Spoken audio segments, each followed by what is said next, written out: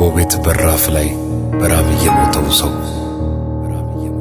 ማርያምን ሊያነግሱ ጥበብ የለበሱ መንገዱን ሞልተውት እድገትን አብሳሪ ትላልቅ መፈክር በተሰቀለበት ቆንጆን የሚከተል ሀብታም በበዛበት እምነቱን እንዳይስት የሃይማኖት አባት በተሰየመበት ታሪኩ ታሪክ ነው ድንገት ላለፈ ሰው ታሪክ ባይሆን እንኳን ሰው እንዳያቆርፈን ይህንኑ ሐሳብ ልብ ወለድ እናርገው። ዳቦ ቤት በራፍ ላይ በራብ የሞተን ሰው እጅግ የሚያናድድ የሚገርም ጉዳይ ነው። ይህንን ገጣሚ የአንድ ሰው መሞት ለምን አስገረመው? ውስኪ እየተጋጨ ቢራ እየተጠጣ መጠጥ ውሃ ሆኖ እየተራጩበት ምንድን ያስገርማል? ምንድን ያስደንቃል? በራብ አንድ ቢሞት። ቆይ እስኪ አንድ ጊዜ በሰከነ መንፈስ ነገሩን ስናስብ ለምን አስፈለገ ይህን እንዲህ መጻፍ፣ ይህን እንዲህ ማንበብ? አያልቅም ምክንያት፣ አያልቅም ሰበቡ። እዚህ ጋር ካልተው ነው መልሱን እያወቀ ጥያቄ የሚጠይቅ መምህር ብቻ ነው። ድንገት በቃ ድንገት ሰዎች ተሰልፈው መርማሪው ተናዷል። ለምንድን አንልም?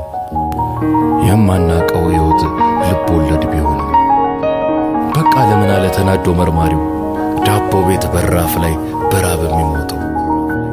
እውነት ነው እውነት ነው ጥያቄው፣ ችግር አለው መልሱ። ከሆዱም ከእምነቱም በራፍ ላይ መሞቱ ይቀድማል ችግሩ። ብዙ ጥያቄ አለው። ምንድን ይጠቅመዋል እምነት ካላዳ ነው? ሰዎች ተሰልፈው መርማሪው ጠየቀ። ለኛ ለተመልካች ሆነ ዕውቀት ሆነ። ዳቦ ቤት በራፍ ላይ ለምን በራብ ሞተ? ማርያምን ሊያነግሱ ጥበብ የለበሱ መንገዱን ሞልተውት እድገትን አብሳሪ ትላልቅ መፈክር በተሰቀለበት ቆንጆን የሚከተል ሀብታም በበዛበት እምነቱን እንዳይስት የሃይማኖት አባት በተሰየመበት ምን ፈልጎ ሞተ ከነዚህ ፊት ለፊት? እንኳን ግጥም ሆነ ይህ እርጉም ሐሳብ ለመናገር እውነት ባልቸገረው ቦታ ለዚህ ባልጠፋለት ምን አስቦ ሞተ ዳቦ ቤት ፊት ለፊት?